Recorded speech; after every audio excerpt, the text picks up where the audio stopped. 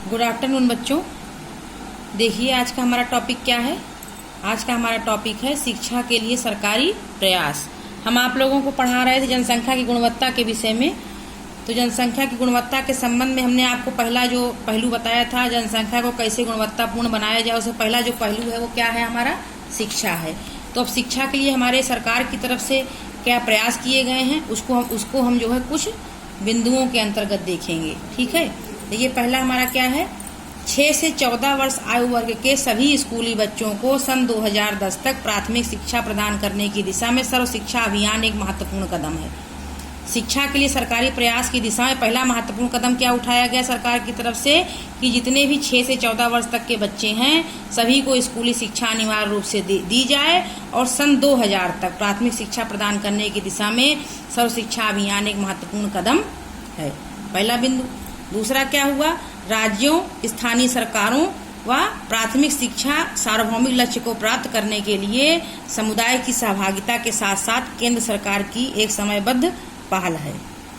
कहने का मतलब ये सभी राज्यों की तरफ से हर राज्य ने ये 6 से 14 वर्ष तक के जो बच्चों की शिक्षा के संबंध में ये सर्व शिक्षा अभियान चलाया गया, ये जो है सभी राज्यों की तरफ से ये पहल की गई। जितने भी राज्य हैं, स्थानीय सरकार है, मतलब हर राज्य की अपनी स्थानीय सरकार है, उसने राज्यों ने, स्थानीय सरकारों ने और प्राथमिक ने जो है क्या किया कि प्राथमिक शिक्षा के सार्वभौमिक लक्ष्य का मतलब होता है जो उसका मेन उद्देश्य है उसको प्राप्त करने के लिए समुदाय की विभिन्न प्रकार के समुदाय बनाए गए गाँव में।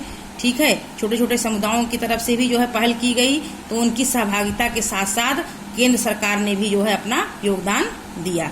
फिर थर्ड पॉइंट हमारा क्या है कि प्राथमिक शिक्षा में नामांकन बढ़ाने के लिए, क्योंकि गांव में निरक्षरता व्याप्त थी, वहां बच्चों का नाम नहीं लिखाते थे लोग स्कूलों में, जो है उनको खेतों में काम कराते थे, तो उस नामांकन बढ़े बच्चों का स्कूल में। इसके लिए क्या किया गया, सेतु पाठ्यक्रम शुरू किया गया। सेतु पाठ्यक्रम व स्कूल लौटो शिविर, ये कार्यक्रम शुरू किया गया सरकार की तरफ से। सेतु पाठ्यक्रम व स्कूल लौटो शिविर शुरू किए गए। ठीक, उसके बाद बच्चों की उपस्थिति को बढ़ाने के लिए, बच्चों के धारण व उनकी पोषण स्थिति में सुधार करने के लिए, बच्चों की उपस्थिति जो है अधिक से अधिक मात्रा में बच्चे आए स्कूल में, उपस्थित हों, पढ़ें, उनकी जो है हाजिरी हो, ऐसा करने के लिए क्या किया गया, उनकी पोषण स्थिति में सुधार दिया गया।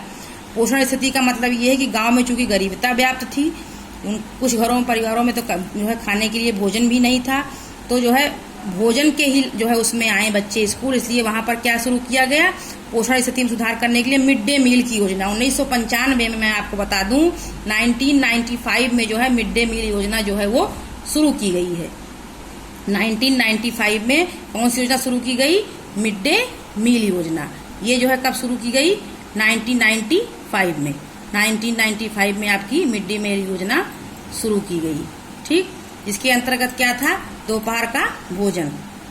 अब देखिए बच्चों की उपस्थिति को बढ़ाने के लिए ऐसा किया गया कि बच्चों की धारण क्षमता बढ़े और बच्चे जो है चूंकि गांव में कुपोषण का शिकार थे, उनकी पोषण स्थिति में सुधार लाया जाए, क्योंकि स्वस्थ शरीर में ही स्वस्थ मस्तिष्क का निर्माण होता है।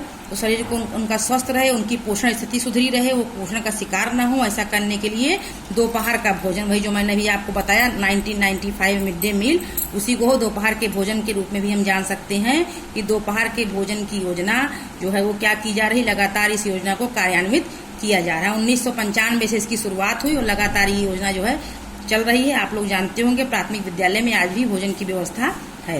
इन्हीं नीतियों से भारत में शिक्षित लोगों की संख्या में लगातार वृद्धि हो सकती है। तो ये जो है शिक्षा के लिए सरकार की तरफ से जो है कुछ प्रयास हैं, जिनको हम लोगों ने आज इन बिंदुओं के अंतर्गत देखा। आप लोग जो है वीडियो को ध्यानपूर्वक देखेंगे और इस टॉपिक का जो है नोट्स अपनी फेयर कॉपी में लिख लेंगे। आज के लिए इतना ही, धन्यवाद।